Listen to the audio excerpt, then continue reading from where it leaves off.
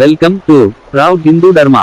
Subscribe பண்ணாதவர்கள் subscribe செய்து bell ஐகானை கிளிக் செய்து கொள்ளுங்கள். யமன் ஏன் விதுரனாக பிறந்தார்? வியாச மகாபாரதம். வைசம்பாயனர் ஜனமேஜயனுக்கு மகாபாரத சரித்திரத்தை சொல்கிறார்.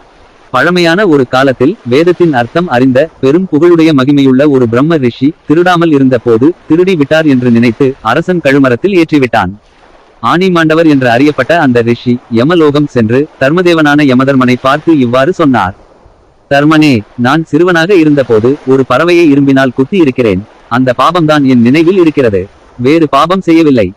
1000 மடங்காக அளவற்று நான் செய்த தபசு அந்த பாபத்தை எப்படி போக்காமல் இருந்தது.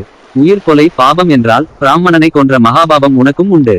அந்த பாபத்தினால் நீ சூத்திரனின் யோனியில் பிறப்பாய் என்று சபித்தார். இந்த சாபத்தின் காரணமாக தர்மதேவன் வித்வானாக தர்மம் அறிந்தவனாக சூத்திர யோனியில் விதுரனாக பிறந்தார். இவ்வாறு வியாச மகாபாரதம் ஆதி பர்வம் சொல்கிறது. நன்றி.